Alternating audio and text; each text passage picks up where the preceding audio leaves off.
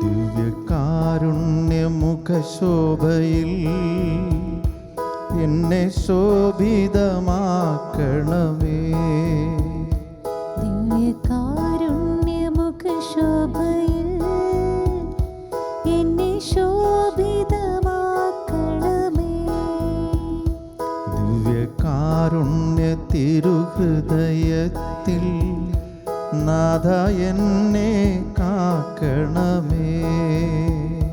ദിവ്യകാരുണ്യ തിരുഹൃദയത്തിൽ നാഥ എന്നെ കാക്കണമേ. ദിവ്യകാരുണ്യമുഖശോഭയിൽ എന്നെ ശോഭിതമാക്കണമേ. ദിവ്യകാരുണ്യ തിരുഹൃദയത്തിൽ നാഥ എന്നെ കാക്കണമേ.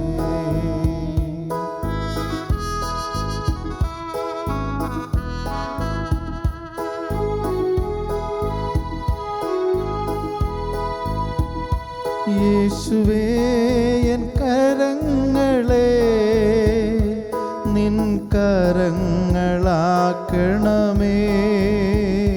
യേശുവേ, എൻ കരങ്ങളെ നിൻ കരങ്ങളാക്കണമേ. യേശുവേ, നിൻ പാദങ്ങളെ എൻ പാദങ്ങളാക്കണമേ. യേശുവേ, എൻ പാദങ്ങളെ നിൻ പാദങ്ങളാക്കണമേ. ദിവ്യകാരുണ്യമുഖശോഭയിൽ എന്നെ ശോഭിതമാക്കണമേ. ദിവ്യകാരുണ്യ തിരുഹൃദയത്തിൽ നാഥ എന്നെ കാക്കണമേ. ഹല്ലേലൂയ, ഹല്ലേലൂയ, ഹല്ലേലൂയ, ഹല്ലേലൂയ, ഹല്ലേലൂയ. സ്തുതിക്കുന്നു, ആരാധിക്കുന്നു. ഹല്ലേലൂയ, ഹല്ലേലൂയ, ഹല്ലേലൂയ, ഹല്ലേലൂയ, ഹല്ലേലൂയ, ഹല്ലേലൂയ, ഹല്ലേലൂയ. സ്തുതിക്കുന്നു, ആരാധിക്കുന്നു, ആരാധിക്കുന്നു, ആരാധിക്കുന്നു. ഹല്ലേലൂയ, ഹല്ലേലൂയ, ഹല്ലേലൂയ, ഹല്ലേലൂയ. ഈശോയേ, ആരാധന, ആരാധന, ആരാധന, ആരാധന, ആരാധന, ആരാധന. ഹല്ലേലൂയ, ഹല്ലേലൂയ, ഹല്ലേലൂയ, ഹല്ലേലൂയ, ഹല്ലേലൂയ. പ്രിയപ്പെട്ടവരെ, ദിവ്യകാരുണ്യ ശോഭയിലെന്ന ഈ വചന ആരാധന ശുശ്രൂഷയിലേക്ക് നിങ്ങളെല്ലാവരെയും ഏറ്റവും സ്നേഹത്തോടുകൂടെ സ്വാഗതം ചെയ്യുന്നു. നമ്മൾ ഈശോയുടെ തിരുമുഖത്തിൻ്റെയും തിരുനാമത്തിൻ്റെയും ഭക്തി ആഘോഷിക്കുകയും അതിലാനന്ദിക്കുകയും ആ ഭക്തിയെക്കുറിച്ച് കൂടുതൽ പഠിക്കുകയും അത് പാലിക്കുകയും ചെയ്യുന്ന ഒരു സൗഭാഗ്യ സമയമാണ് ഈ ശുശ്രൂഷ. ഈശോയുടെ തിരുമുഖം കണ്ട് അവിടുത്തെ തിരുമൊഴി കേട്ട് അവിടുത്തെ തിരുനാമം വിളിച്ചപേക്ഷിച്ച് അവിടുത്തെ തിരുമാറിൽ ചാഞ്ഞു കിടക്കാൻ കർത്താവ് നമുക്ക് തരുന്ന ഈ അനുഗ്രഹീത സമയത്തെ ഓർത്ത് നമുക്ക് നന്ദി പറയാം. കർത്താവിൻ്റെ വലിയ കൃപയാണ്, കരുണയാണ് നമ്മളിപ്പോൾ ആസ്വദിച്ചു കൊണ്ടിരിക്കുന്നത്. ഈശോയോട് കൂടെ ആയിരിക്കുക എന്നതിനേക്കാൾ കൂടുതൽ വിലയുള്ളതൊന്നും ഈ ഭൂമിയിലില്ല. നമ്മൾ എത്രയധികമായി ഈശോയോട് കൂടെ ഇരിക്കുന്നു, എത്രയധികമായി അവിടുത്തെ ആരാധിക്കുന്നു, അത്രയധികമായി കൃപകൾ കർത്താവ് നമുക്ക് പ്രദാനം ചെയ്യും എന്നത് ഒരു ആത്മീയ സത്യമാണ്. നമ്മൾ എത്രമാത്രം കർത്താവിന് വേണ്ടി കാത്തിരിക്കുന്നുവോ അത്രമാത്രം സ്വർഗീയമായ അനുഗ്രഹങ്ങൾ നമ്മളിലേക്ക് പെയ്തിറങ്ങും.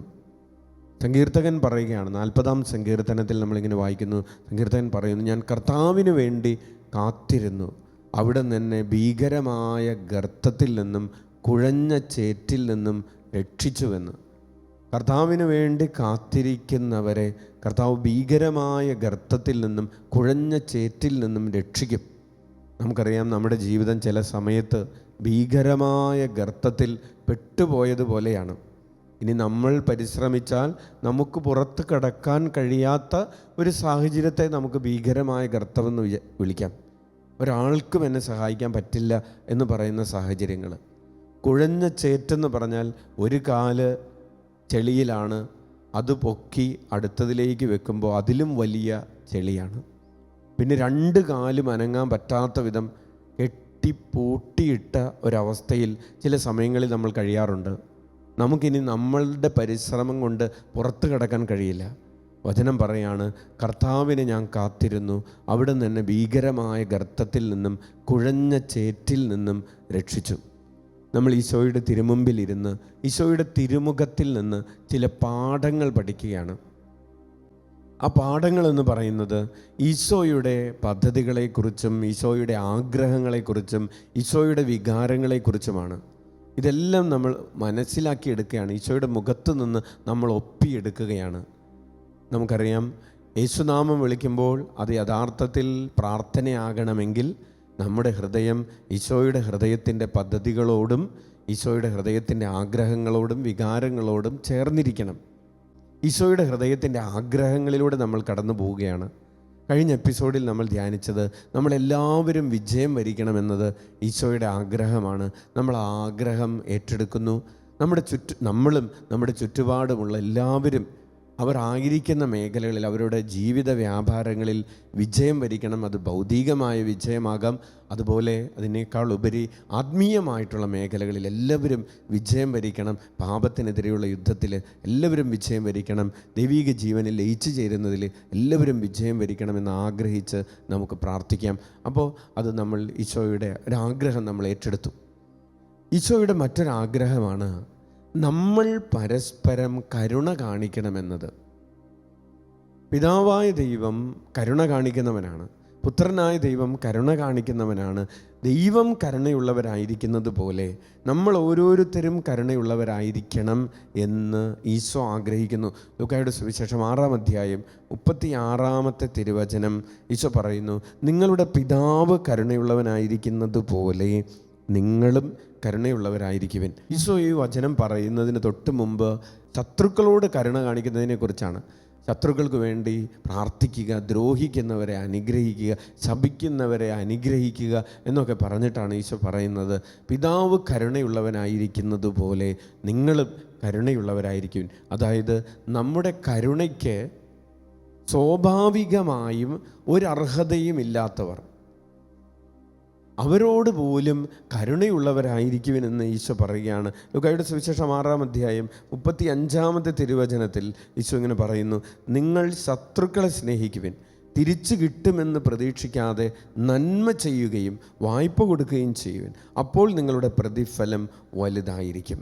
കാരണം അത്യുന്നതൻ്റെ പുത്രന്മാരായിരിക്കുകയും ചെയ്യും. കാരണം അവിടുന്ന് നന്ദിഹീനരോടും ദുഷ്ടരോടും കരുണ കാണിക്കുന്നു.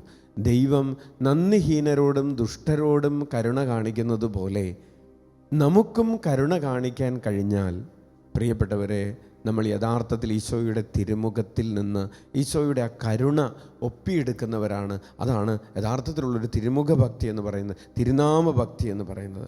മത്തായിയുടെ സുവിശേഷം 25-ാം അധ്യായം 31 മുതൽ നമ്മൾ അന്ത്യവിധിയെക്കുറിച്ച് വായിക്കുകയാണ്. അന്ത്യവിധിയുടെ സമയത്ത് മനുഷ്യപുത്രൻ എല്ലാ ദൂതന്മാരോടും കൂടെ മഹത്വത്തിൽ എഴുന്നള്ളുമ്പോൾ അവൻ തൻ്റെ മഹിമയുടെ സിംഹാസനത്തിൽ ഉപവിഷ്ടനാകും.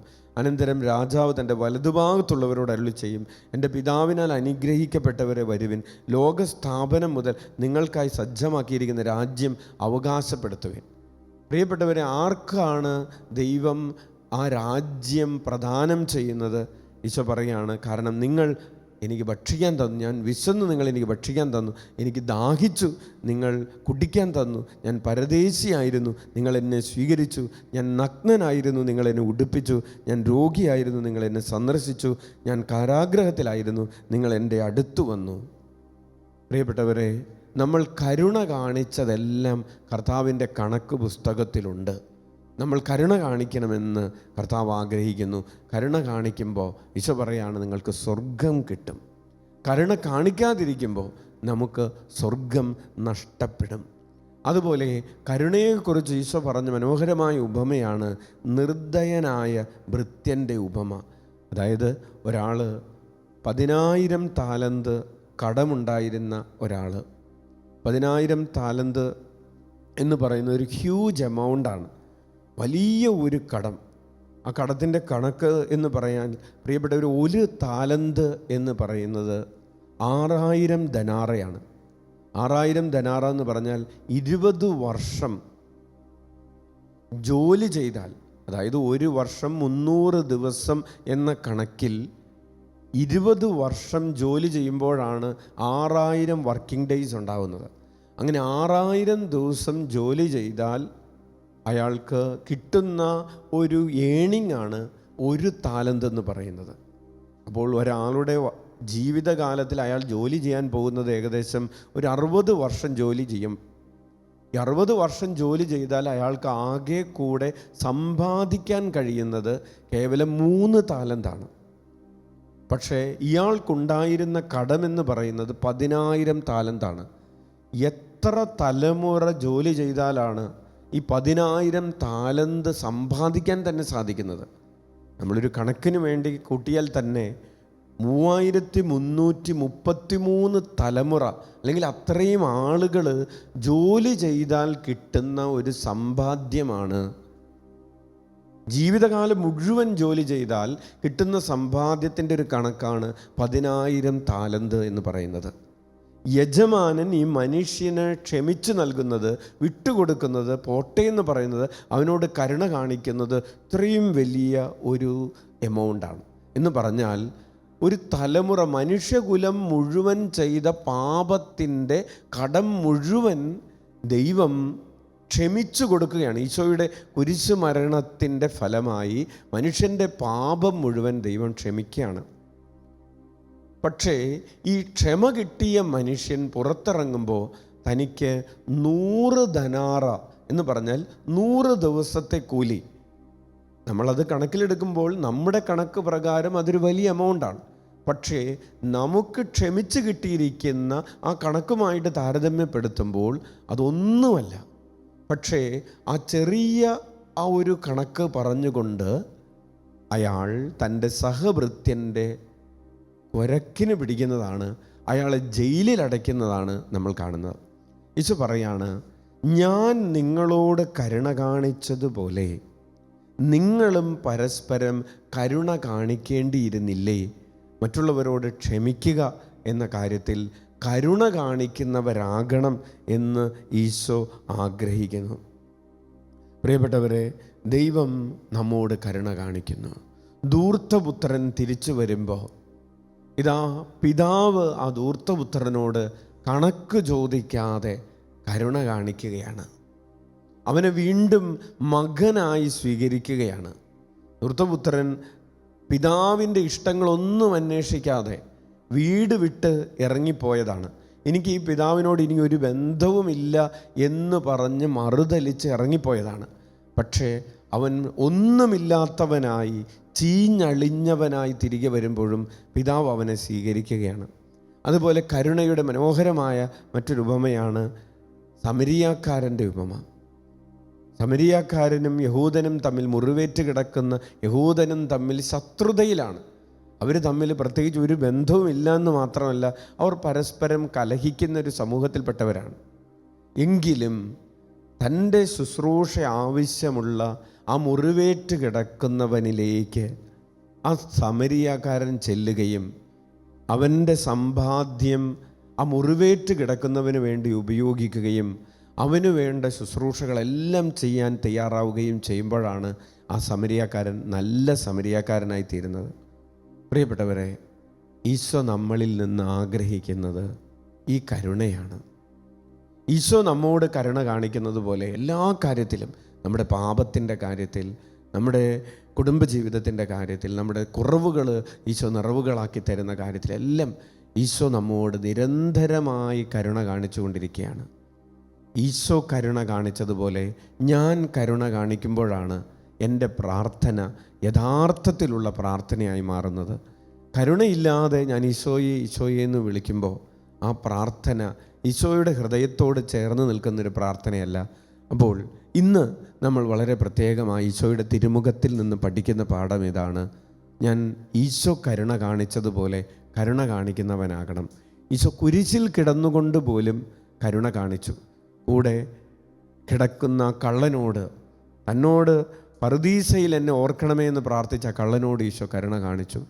തന്നെ ക്രൂശിച്ചുകൊണ്ട്, തന്നെ പരിഹസിച്ചുകൊണ്ട് കുരിശിൻ്റെ താഴെ നിൽക്കുന്ന ആ പടയാളികളോട്, പിതാവേ, ഇവർ ചെയ്യുന്നത് എന്തെന്ന് ഇവരറിയുന്നില്ല, ഇവരോട് ക്ഷമിക്കണമേ എന്ന് പറഞ്ഞുകൊണ്ട് ഈശോ കരുണ കാണിച്ചു. നമ്മുടെ കരുണയുടെ അതിരുകൾ വിശാലമാകാൻ വേണ്ടി നമുക്ക് പ്രാർത്ഥിക്കാം. കുറേ കൂടെ കരുണയുള്ള മനുഷ്യരായി നമ്മുടെ കണ്ണുകളിലും കാതുകളിലും ഹൃദയത്തിലും കരങ്ങളിലും പാദങ്ങളിലുമൊക്കെ ദൈവത്തിൻ്റെ കരുണ വഹിക്കുന്നവരായി തീരാൻ ആഗ്രഹിച്ച് നമുക്ക് പ്രാർത്ഥിക്കാം. നമുക്ക് എഴുന്നേറ്റ് നിൽക്കാം. കരുണാമയനായ ഈശോയുടെ, കരുണാസാഗരമായ ഈശോയുടെ കരുണ നമ്മളിലേക്ക്, നമ്മുടെ കുടുംബങ്ങളിലേക്ക് പെയ്തിറങ്ങുന്ന ഒരഭിഷേകത്തിന് വേണ്ടി നമുക്ക് ഇപ്പോൾ പ്രാർത്ഥിക്കാം. കരങ്ങൾ ഉയർത്തി സ്തുതിക്കട്ടെ. ഹല്ലേലൂയ, ഹല്ലേലൂയ, ഹല്ലേലൂയ, ഹല്ലേലൂയ, ഹല്ലേലൂയ. സ്തുതിക്കുന്നു, സ്തുതിക്കുന്നു, ആരാധിക്കുന്നു. ഹല്ലേലൂയ, ഹല്ലേലൂയ, ഹല്ലേലൂയ. സ്തുതിക്കുന്നു, ആരാധിക്കുന്നു. കരുണാമയനേ ഞങ്ങൾ ആരാധിക്കുന്നു. ഹല്ലേലൂയ, ഹല്ലേലൂയ. കരുണാസാഗരമേ ഞങ്ങൾ ആരാധിക്കുന്നു. ഹല്ലേലൂയ, ഹല്ലേലൂയ, ഹല്ലേലൂയ, ഹല്ലേലൂയ, ഹല്ലേലൂയ. കരമടിച്ച്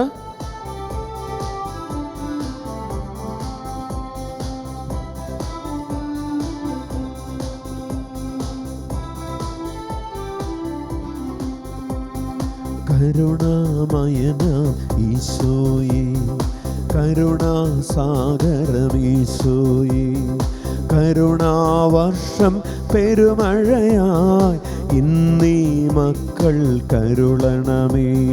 കരുണാമയന ഈശോയേ, കരുണാസാഗരം ഈശോയേ, കരുണാവർഷം പെരുമഴയായി ഇന്നീ മക്കൾ കരുളണമേ. കരുണാമയനാം ഈശോയേ, കരുണാസാഗരം ഈശോയേ, കരുണാവർഷം പെരുമഴയായി ഇന്നീ മക്കൾ കരുളണമേ. കരുണാമയനാം ഈശോയേ, കരുണാസാഗരം ഈശോയേ, കരുണാവർഷം പെരുമഴയായി ഇന്നീ മക്കൾ കരുളണമേ. ഹല്ലേലൂയ, ഹല്ലേലൂയ, ഹല്ലേലൂയ, ഹല്ലേലൂയ. ചതിൽ വിളിക്കാം ഈശോയേ. എപ്പോഴും പുരാതനവും നവീനവുമായ സൗന്ദര്യം നിറഞ്ഞിരിക്കുന്ന ഈശോയുടെ തിരുമുഖമേ, പിതാവിൻ്റെ പ്രീതിക്ക് പാത്രമായ ഈശോയുടെ തിരുമുഖമേ, ദൈവീക പൂർണ്ണതയുടെ അവാജ്യമായ ദർപ്പണമായ ഈശോയുടെ തിരുമുഖമേ, മനുഷ്യരക്ഷയ്ക്ക് വേണ്ടി കുരിശിൽ തലചായ്ച്ച ഈശോയുടെ ആരാധ്യമായ തിരുമുഖമേ, പാപികളായ ഞങ്ങളുടെ നേരെ വീണ്ടും മുഖം ചായ്ക്കുകയും നിന്റെ സമാധാനം ഞങ്ങൾക്ക് നൽകുകയും ചെയ്യണമേ. കരമടിച്ചോ?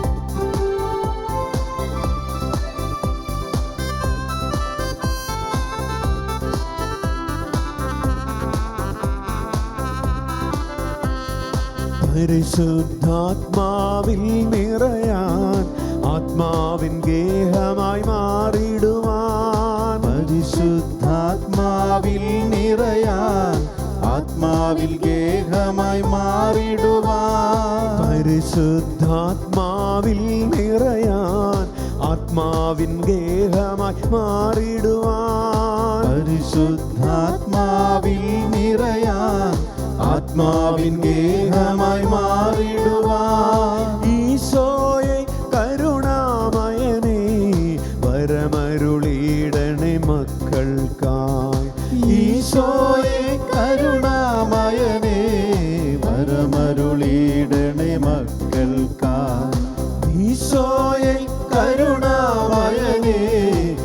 ഉത്തരമരുളീടണേ മക്കൾ. ഹല്ലേലൂയ ഹല്ലേലൂയ ഹല്ലേലൂയ. ആരാധന ആരാധന ആരാധന ആരാധന ആരാധന ആരാധന ആരാധന സ്തുതിക്കുന്നു ആരാധിക്കുന്നു. ഹല്ലേലൂയ ഹല്ലേലൂയ ഹല്ലേലൂയ ഹല്ലേലൂയ. ആരാധിക്കുന്നു ആരാധിക്കുന്നു ആരാധിക്കുന്നു ആരാധിക്കുന്നു.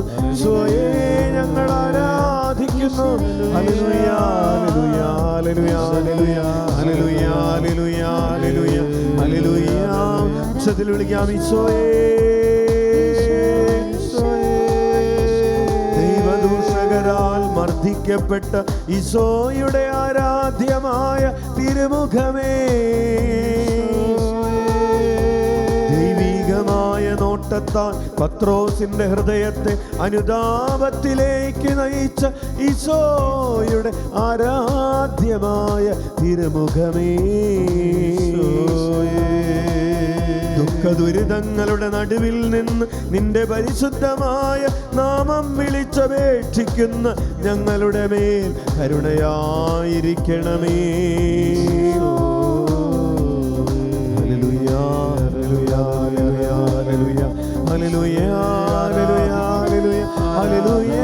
ആരാധന ആരാധന ആരാധന ആരാധന ആരാധന ആരാധന ആരാധന.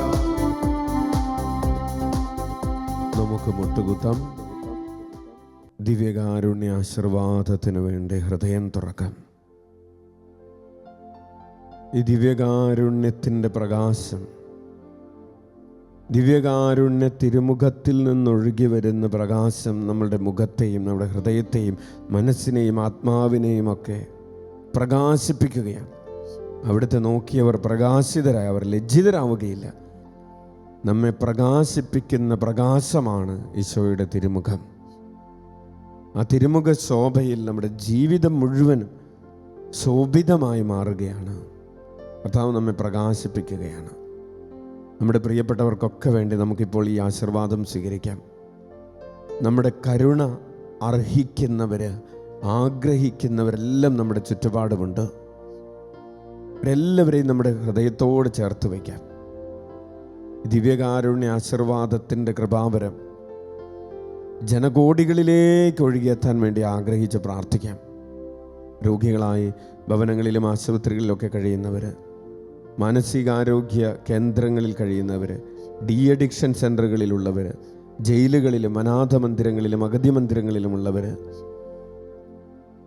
ഏകാന്തതയിലും ദുഃഖത്തിലും നിരാശയിലും ആത്മഹത്യ പ്രവണതകളിലുമൊക്കെ കഴിയുന്നവർ, പലതരത്തിലുള്ള വേദനകളിൽ, വഴക്കുകളിൽ, കലഹങ്ങളിൽ ഒക്കെ കഴിയുന്നവർ, സഹായിക്കാൻ ആരുമില്ലാത്തവർ, ശുശ്രൂഷിക്കാൻ ആരുമില്ലാത്തവർ പ്രത്യേകം സമർപ്പിച്ച് പ്രാർത്ഥിക്കാം. അതുപോലെ സന്താന സൗഭാഗ്യത്തിനു വേണ്ടി പ്രാർത്ഥിക്കുന്ന ദമ്പതികളെയും, ഉദരത്തിലുള്ള കുഞ്ഞുങ്ങളെയും, കൈക്കുഞ്ഞുങ്ങളെയും, വിദ്യാർത്ഥികളെയും, പരീക്ഷകൾ എഴുതുന്നവരെയും, ജോലി അന്വേഷിക്കുന്നവരെ, യുവതി യുവാക്കളെ, വിവാഹത്തിനു വേണ്ടി ഒരുങ്ങുന്നവരെ, വിവാഹപ്രായം കഴിഞ്ഞിട്ടും വിവാഹം നടക്കാതെ വിഷമിച്ചുകൊണ്ടിരിക്കുന്നവരെ, കുടുംബജീവിതത്തിൻ്റെ വലിയ പ്രതിസന്ധികളിലൂടെ കടന്നു പോകുന്നവരെ, കടുത്ത സാമ്പത്തിക പ്രതിസന്ധികൾ അനുഭവിക്കുന്നവരെ, മരണാസന്നരായിട്ടുള്ളവരെ, വയോധികരെ സമർപ്പിച്ച് പ്രാർത്ഥിക്കാം. കർത്താവിൻ്റെ കൃപ, കർത്താവിൻ്റെ കരുണ എല്ലാ മക്കളിലേക്ക് ഒഴുകിയിറങ്ങാൻ വേണ്ടി ആഗ്രഹിച്ചുകൊണ്ട് കരങ്ങൾ ഉയർത്തി ഉച്ചത്തിൽ യേശുനാമം വിളിച്ച് ആശീർവാദം സ്വീകരിക്കാം. ഈശോയേ ഈശോയേ ഈശോയേ